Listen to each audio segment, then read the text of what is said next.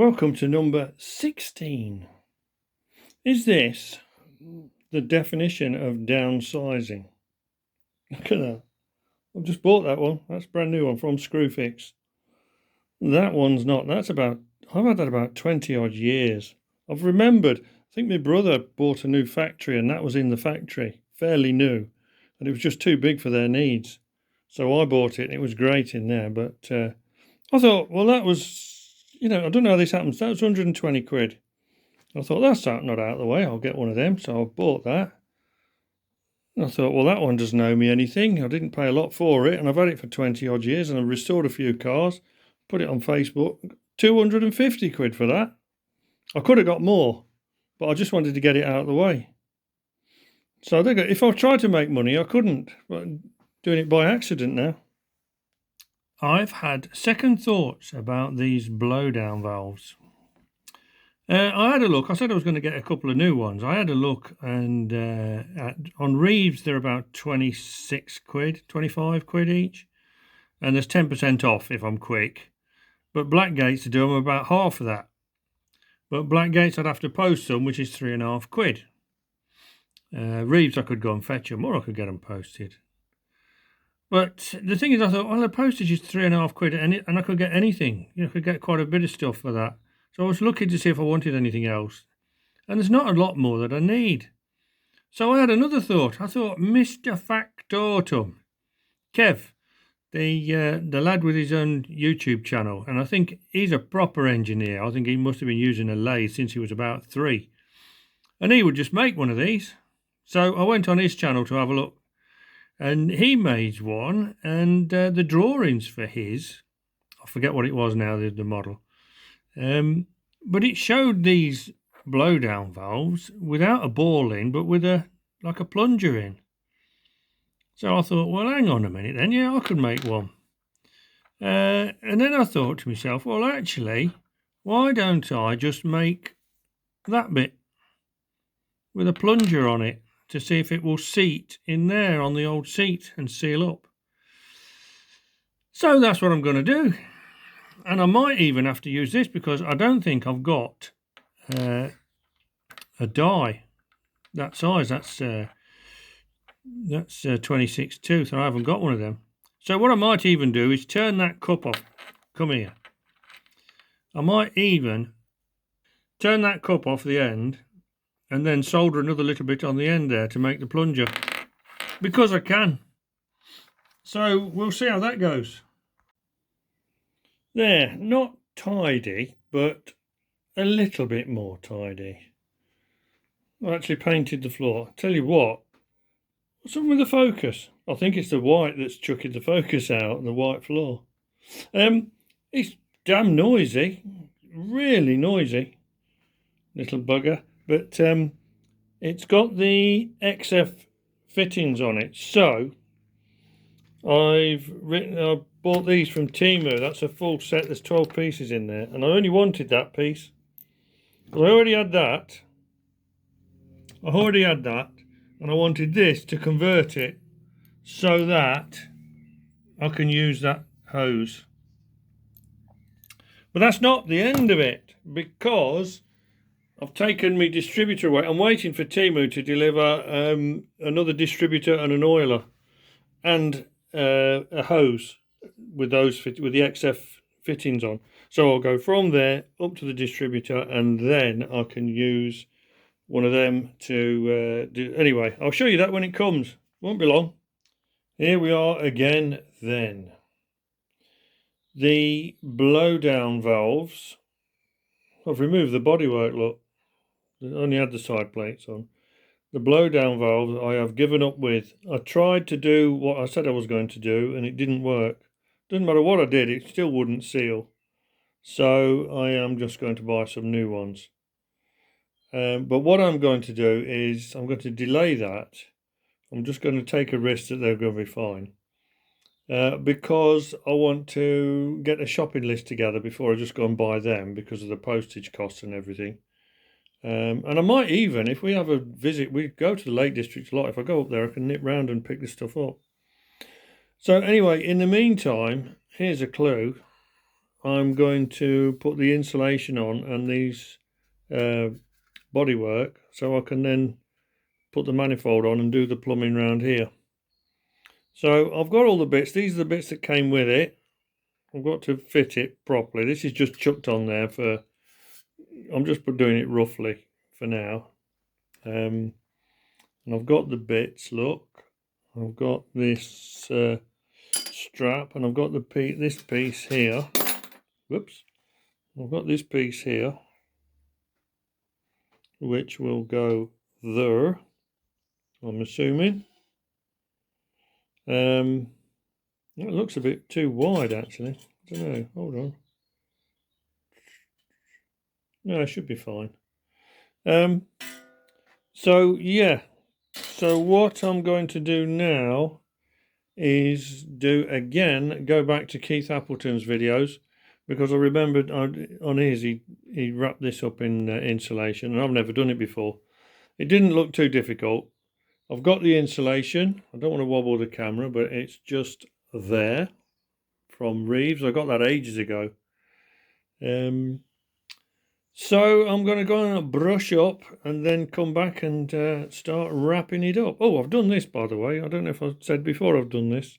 I've made a new gasket for it, a thicker gasket than paper, and put some silicone around it. Well, instant gasket, but for me, instant gasket is silicone. You know what they say, if it looks like a duck, walks like a duck, and quacks like a duck, well, when you open that, it smells like silicone. Anyway, so right, go and get on with it then. So I've measured 48 times, and I've marked this out, but I'm too scared to cut it. I did a quick drawing with the dimensions on, and drawn it out on here. I'm glad I didn't throw this box away for the compressor. But I'm a bit untidy anyway, but this here planer thicknesser that I bought to do the boat, that's on Facebook, and that's going. I've got it on, and I've had quite a bit of interest, so that'll be going soon. So there we are then, cut out. I've got the others to cut out for the others here, but I'll do that when it's on. Keith Appleton used scissors and said he could have used a scalpel. I've used a scalpel, and to be honest, dead easy, because this stuff cuts very, very easy, and that's a very sharp one. Very cheap. I think there's buy them in 5s or something. Very, very sharp. Just got to fit it now. That'd be easy, won't it? Now, just to make it easier for myself, and because I can, I've used a couple of tie wraps, long tie wraps, and I've got loads of them, so I've had to use 2 because they weren't long enough to get all the way around. But I've literally just put that there just to hold it while I put some tape on. So that could be a useful tip for somebody. Saves messing around trying to hold that and tape it at the same time. I've just got to literally put the tape under now, he said, as if that's going to be easy. You watch me, I was struggling me nuts off now. Oh, and one more thing. I've put gloves on because I started to get little bits from here. I think there's sharp edges in it, this ceramic stuff. I don't know, anyway, I'll put my gloves on just as a precaution. So, I've got my first piece of tape on. I don't know if you can see that. And this is how I did it. I've put my 6-inch roller underneath the boiler. And then I attach the tape to it and then pull it through. And then snip it. But I've got to do that again, haven't I? Because I've gone under that bar, look, you idiot. I was just doing it like this, actually, to demonstrate how I've done it. So, yeah, that's how I'm doing it. Yeah, not too bad so far. I've now marked these. You can just about see them. Just tap round them with a hammer. I forget who, I saw it on a video. Just tap round them with a hammer to mark the outer part of the bushes. Now I've just got to cut them out. And, and then paint the bodywork, I suppose. I've got a question for you. I did notice, I think I mentioned before, that there's a nut missing. And there's a nut missing from the other side there on that other pin. But the question is, why are these pins with nuts on the end? As against, why not a bolt, a plain shank bolt? I mean, fair enough. I mean, I'm just a genuine question. I don't know why. It's I looked on the plans and it says make these out of silver steel, and they're made properly and everything, but the obviously the nuts come off. And I thought, well, why did they do it that way? Why not use a bolt with the one end permanently on? It'd surely be easier, but I don't know. Somebody tell me, please. Thank you. Now, I am making absolutely no apology whatsoever for going on about my air fittings, because I make these videos and I hope that they might be useful to somebody. And if you come across this problem, this might be useful to you. I bought this distributor thing from Temu, and it was £7, £7 something or other, quite cheap. I've mounted it on a block of wood onto the wall because it was easier, because there's only those two holes. And it came with fittings included, with these two fittings included, which it called quick couplings, and that one has got to go in there. But I shall tell you why it's not in there now. Dead easy, it's not in there because it's here, look. Now, I thought there was only two kinds of fittings, these standard ones, which is what all my kit's got on, and then this XF, which I believe was Continental. That's my converter. That is actually standard. That's a standard socket with an XF, so that's what that's for. And if you notice, the hole's different. The holes are different size because the XF transmits more air. This came from Temu, and it said it had quick couplings on it, which from the photograph, you look at it quick, and you think, yeah, well, they're the XF ones. But they're actually not, because in close comparison, let me do this closely. Can you see? Much easier. There, look. Nothing like. And it just won't fit. Tried to put the hose on and it wouldn't have it. So, fair enough. I mean, I'm going to get one of them from Screwfix with the XF fitting on the end, and it's £2.29, which is nothing. It's nothing. But the thing is that if you're prattling around, it's the inconvenience of it. So if you know, and you know now because I've just told you, you won't have the same problem. These came with the thing, as I said, for £7 something. Might have been a little bit cheaper even without these. But you do get those distributor things with either these connectors or something else, and sometimes you get them on their own. So there you go. What I'm saying is, if you see it with these fittings on, don't bother. Right, back to the loco then. I have been busy, look, without the camera connected. Well, look at that. Got black bits on it and everything. And I masked that off. The dome, I haven't got the dome with me now, but it's a bit rough, and I think I might paint it. But it's too rough to be polished up, if you know what I mean. I could polish it up as brass, and it's got this funny thing on the top. I don't know what I'm going to do about that. But yeah, I've done the smoke box door. Look, that's sitting on there. It's all dried now. I don't know why I've got it sat there. Just got to put it on. Got its blanket on, so it's all nice and warm and snug. And the bits are over it. Look at the space I've got. There's something missing. Got all this space. Man's final frontier. I sold me planer thicknesser that I had, which I bought to restore the boat. Bits of hardwood I needed. I made some planks and stuff. But obviously I sold the boat, and I'm not a woodworker, so got rid of it. And look at the space. I've got actually some space. I'll soon fill it with rubbish, but for now, space. Well, I've got one bit on. Nearly took my finger ends off, but I've now got to pull this strap tight and get the bolt in under there. And I was wondering how I'm going to do it. I'm going to try it with fishing line. I'm going to wrap some fishing line on it and pull it tight, and hopefully that'll hold it together enough for me to get the bolt in. I'll let you know how I get on. Phew.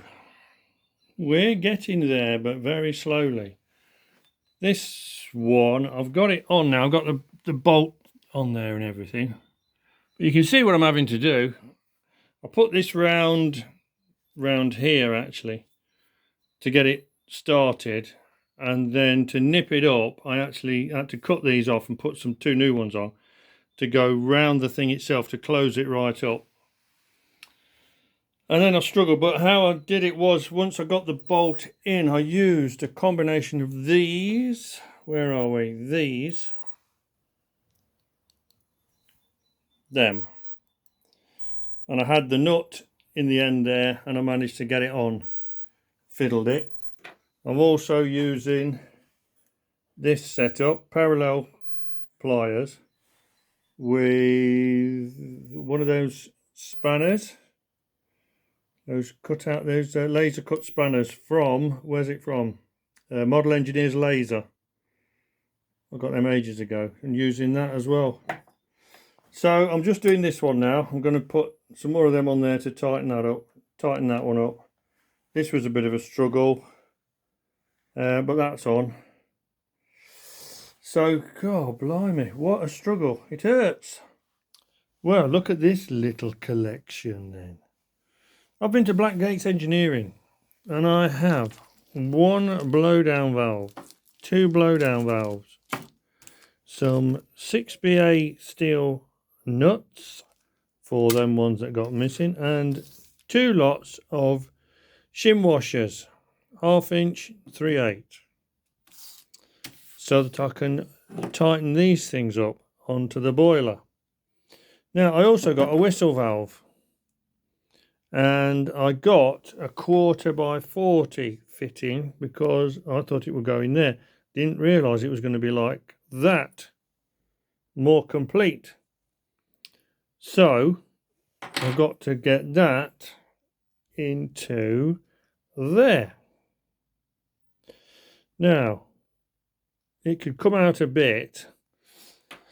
I've unscrewed this, and it's not 1/4 by 40, and I can't establish that it's almost 5/16 by 32. It looks like it wants to be, but anyway, to save me making a mess, the first thing I'm going to do, and I probably will make a mess, is I'm going to cut this up.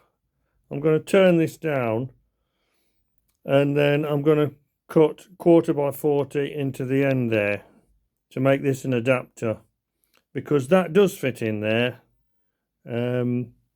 So all I need is an adapter, and then that won't stick out too far. So that's what I'm going to do next.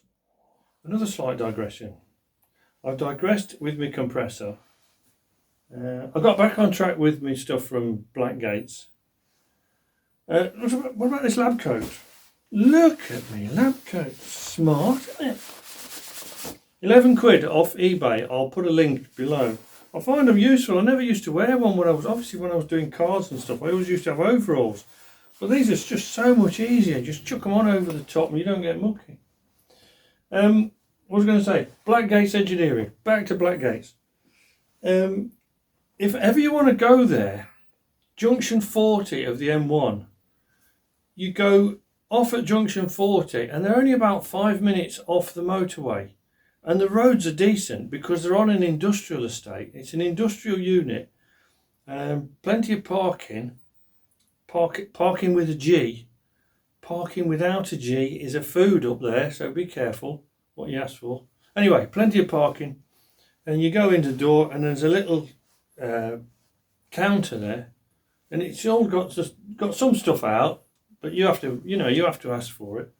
But you're likely to get behind somebody, a couple of old engineers talking absolute rubbish about trains and engineering and stuff, because that's the nature of the place and that's what you want to see, isn't it? You don't complain, you sit there and you wait and they're talking about, oh, I'll see you at the weekend, and oh, I've got this loco and I've got that loco. But it's great, I love it. But yeah, you go in there and it's not inconvenient if you're that way. We were going that way because, and I'm going to digress again now, but I don't care because it's my video. If you don't like it, switch off. We went up to the northeast for 4 days, Monday to Friday, to go to Beamish and Cragside. Cragside is the old home of Sir William Armstrong, the inventor, the arms bloke, made ships and all that. Look him up. We went in a static caravan at the Beamish Holiday Park. It's called Beamish Holiday Park now. Value for money, it was all right. The caravan was okay. The holiday park, they obviously have residents there. The equipment in the caravan was basic to say the least, but it still didn't spoil it. The 11, there's supposed to be no noise between 11 at night and 7 in the morning. Unless you live there and you're going to work, then you can go out at 6:15 in the morning. Somebody came home at midnight yelling his head off because he'd just come back from the pub. Hardly a holiday park. But anyway, at the weekends they have a club. So if you go at the weekends, you're likely to have kids running around and there's a club if you want to drink and all that. That's that kind of place. But during the week, they don't have the club open. So it was all right for us. Anyway, Beamish. If you like this video, you'll like Beamish. You need a couple of days to go around Beamish. If you buy a ticket, for us it was about, I can't remember, like 25, 26 quid. Can't remember because we got 15% off for being at the holiday park. Yeah, you need two good days to do Beamish. But you get your ticket and you can go back as many times as you like in 12 months. So you can either go for a couple of days or go back later in the year. We did that in 2018, but we never got the chance to go back. So this was our return visit. So we're just about, and it changed a bit since then. They've done a 1950s village now since we were last there. So it's changing all the time. The other thing was Cragside, the home of Sir William Armstrong. You need another couple of days for that because you've got the house and the technology and you've got the grounds. There's a what they call a carriage drive, which was a carriage drive, and it's a 6-mile road that goes round the estate. Single track road, but every so often there's loads of car parks and picnic areas that you can stop. So I mean, there's a day on its own. But we went there for a day, and then also we visited Suter Lighthouse on the coast, which has got a couple of mechanical bits in it, but it's not as big as you go out there. But I would recommend, if you like I say, if you're interested in this kind of thing and you've never been up the northeast, go up there, have a few days, do Cragside and Beamish definitely, and anything else you can find. So that's where we've been. So we went up and we called in at Blackgates Engineering on the way up the motorway. So there. Well, here's something I didn't foresee. And not a problem I don't think anybody could foresee. Look, I mean, that's in there, that's tight now. Tighten that up. Used a bit of thread lock and it's tightened up in the right place, okay. But all is not well, look. If I come over here, it's fouling that bar. So there's a problem. So I don't know what I'm going to guess. I'm going to have to take this out and shorten it. I mean, that flat wants to be there. Oh dear. Done one, look. That should be okay now. And this is how. Got it set up in the vise. I've got a little piece there. Well, I actually had the other valve in there, but now I've cut it. I've just got the end piece in there to keep my jaws square. And then file that off. Marked it, file that off, then I'll shut it. Took some paint off, but never mind. Here then, look. Not much clearance, but we'll see when we run it, won't we? But progress up here, look. Oh, I've got a little gauge.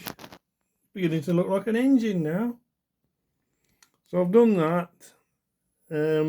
All I've got to do now, before I can run it again, is to do that connection pipe from there down to there for the blower. Because that's because I won't be able to get pressure. So once I've put that pipe in, I can connect it up to the compressed air again and run it and check for leaks so far. Anyway, we'll see. I'm just going to do episode 16.